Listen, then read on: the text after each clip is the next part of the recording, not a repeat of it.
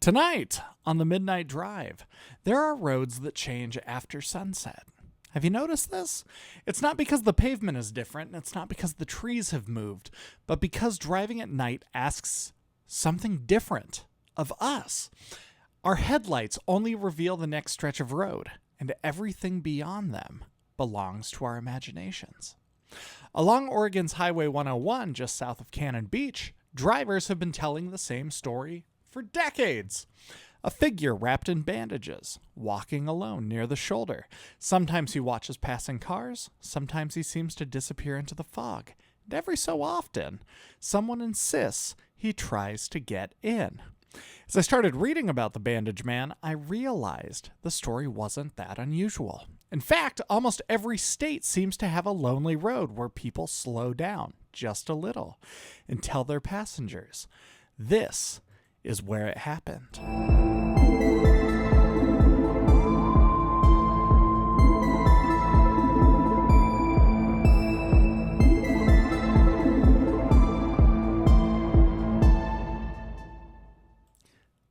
Can you think of any certain roads that seem to change personalities after dark? You drive them at noon, and they're beautiful. The trees stand tall against the bright sky. The curves feel leisurely. You roll the windows down, breathe in the salty air, and wonder why anyone would ever choose another route. Come back after midnight, and somehow it's a different place. The road hasn't changed. You have. Highway 101 winds its way along Oregon's coastline, connecting fishing towns, beaches, forests, and rocky cliffs that have drawn travelers for generations. It's one of those roads that invites you to slow down, not because of the speed limit, but because there's almost always something worth looking at just beyond the next bend. During the day, it's absolutely spectacular. Towering Sitka spruce crowd the edge of the pavement. Fog drifts lazily through the trees, just before lifting toward the ocean. Every few miles, the forest fog opens just long enough to reveal the Pacific, stretching endlessly towards the horizon. Beautiful, right? It's the kind of drive that people remember for the scenery. At night, they remember something else. The ocean disappears. The trees become silhouettes. Your headlights carve out a narrow tunnel of light, and everything beyond that tunnel simply waits. It's funny how differently we drive after sunset. The radio gets turned down. Not because it helps us see. It doesn't, but somehow it feels like it does. You lean forward just a little. Your hands settle a little tighter on the steering wheel. Every single curve asks for a bit more attention than it did earlier that afternoon. Most of us have done that. I don't think it's because we're necessarily afraid of anything. I think it's probably because driving at night reminds us of how little we actually see. After all, your headlights don't illuminate the world. They introduce it to you, one small piece at a time. Imagine. Headlights are on. A mailbox. A deer crossing sign. A fallen branch. Then darkness again. Another curve. Another few seconds of uncertainty. You might turn your brights on when you round those curves. No oncoming light. It's just you and the road. It's a strange way to experience a landscape, isn't it? You're never looking at the whole road. just the next few moments. Maybe that's why lonely highways have always collected stories. We've talked about this on the Midnight Drive several times. Our imaginations are amazing at connecting dots that might not actually be there. Our brains are amazing like that. It's really incredible.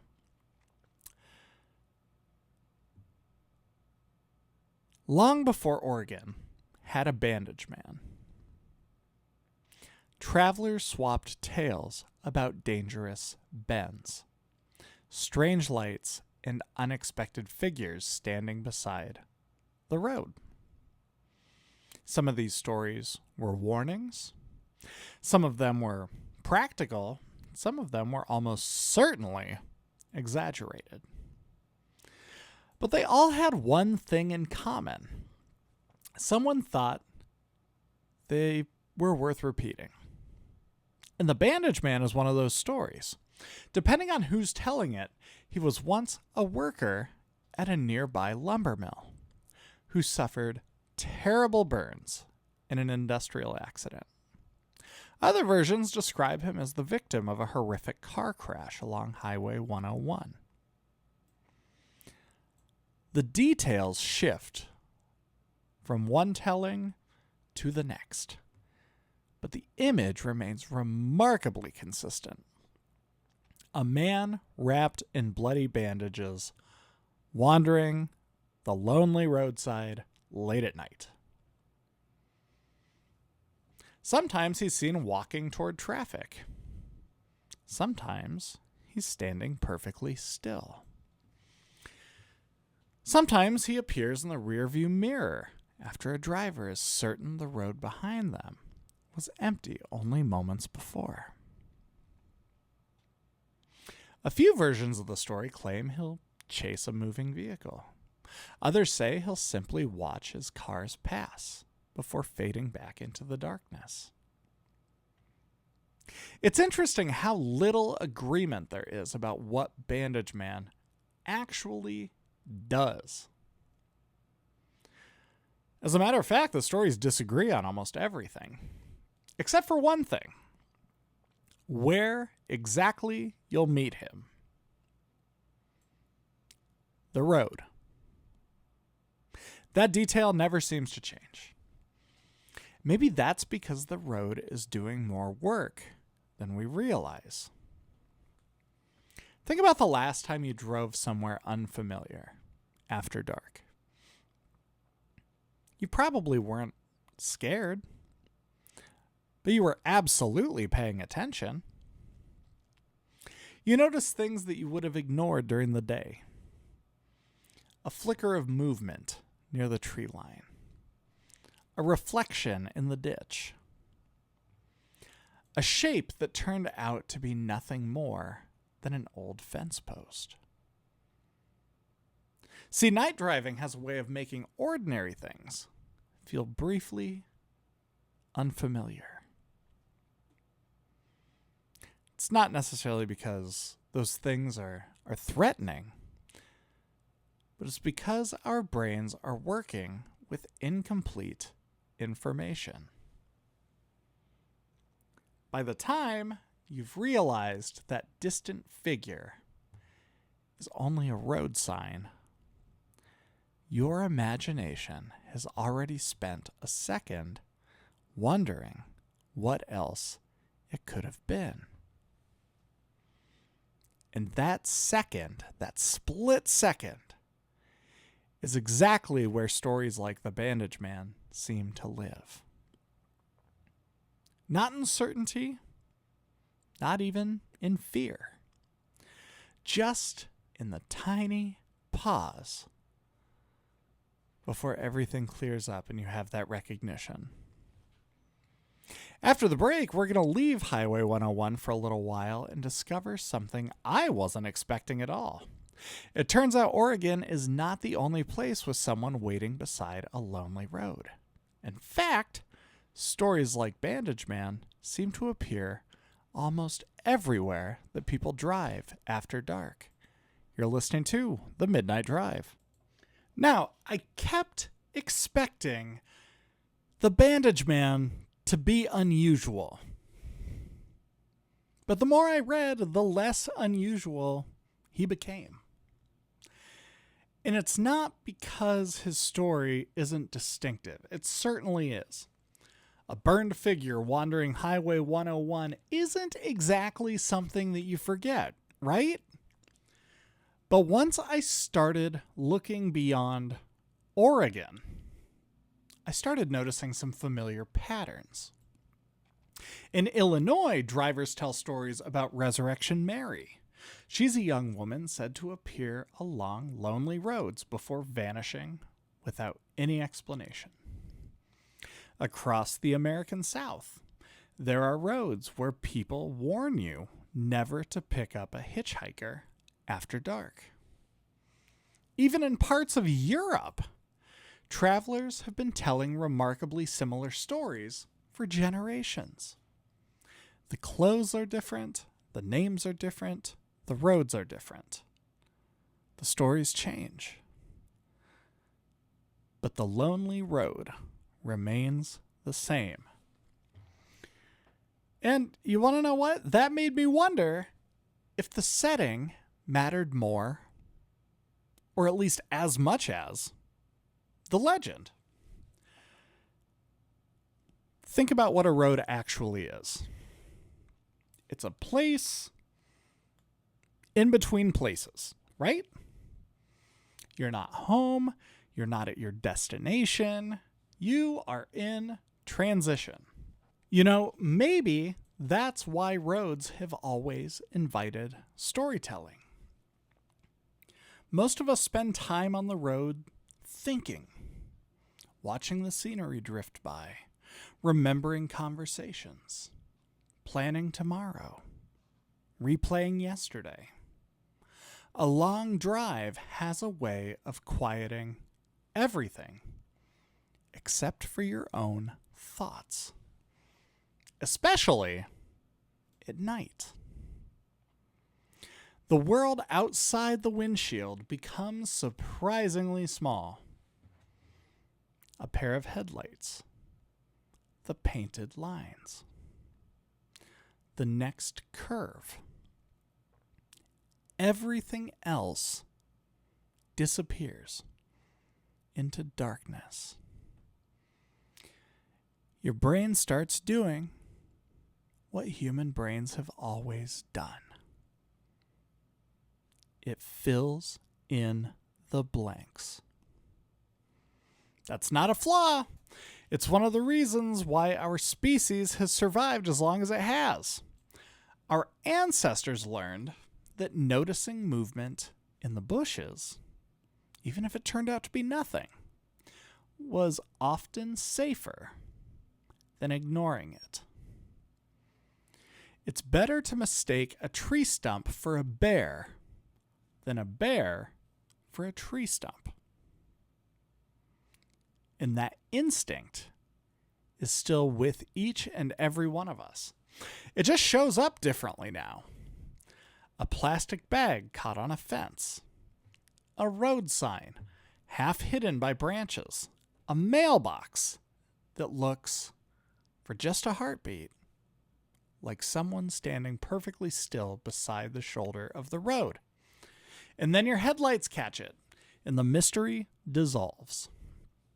You keep driving. But for that split second, your imagination got there first. And I have a feeling that's where stories like The Bandage Man begin. Not with certainty, but with a quick glance. A moment, a split second, a question that never quite receives an answer. Maybe one driver really did see something they couldn't explain. Maybe another simply heard the story first.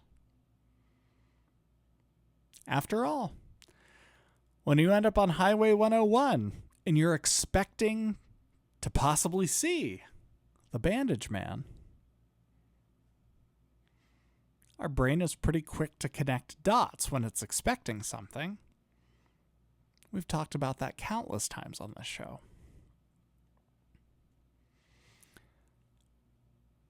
By the time the legend had made its way through enough conversations,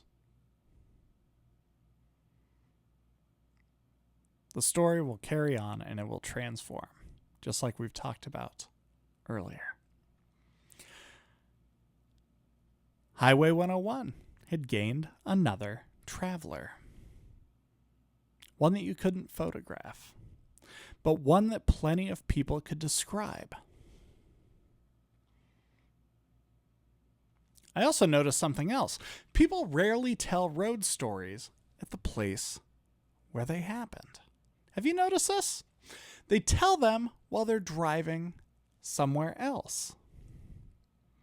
Usually at night. Usually after someone points out the window and says, "This is the road." That's how these stories travel. Not through museums, not through textbooks, through passengers. Parents telling children. Friends telling friends. Teenagers trying to outdo one another after football games. Someone remembers hearing it from their uncle. Someone else swears their coworker knows a person who saw him. The details wander. The road stays exactly where it's always been.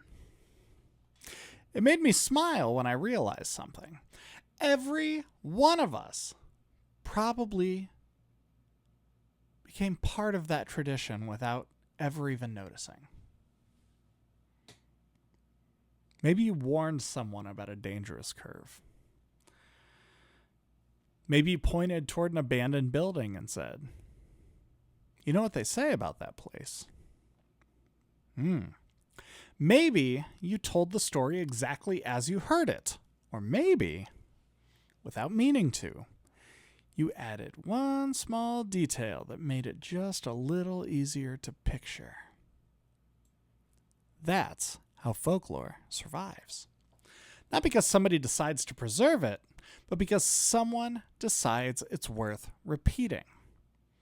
As I finished reading about the Bandage Man, I found myself thinking less about the figure on the side of the road and more about the people inside of the car. A parent trying to keep sleepy kids awake on a long drive home. Friends laughing as they dared one another to look out the window. A couple driving the coast after dinner, letting the conversation drift wherever it wanted. Somewhere along the way, someone says, "Have you ever heard about the Bandage Man?" For the next 20 miles, the road just feels a little bit different. Not because anything out there has changed, but because now everyone in the car is looking a little more carefully. The trees seem taller. The fog hangs a little longer. Every bend feels like it might be hiding something. Then the highway straightens out. The conversation moves on. The story settles into another memory. Waiting quietly for the next late night drive. I want to thank you so much for joining us on tonight's drive.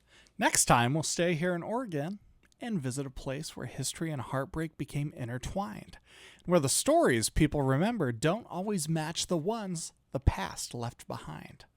Until then, we'll see you down the road.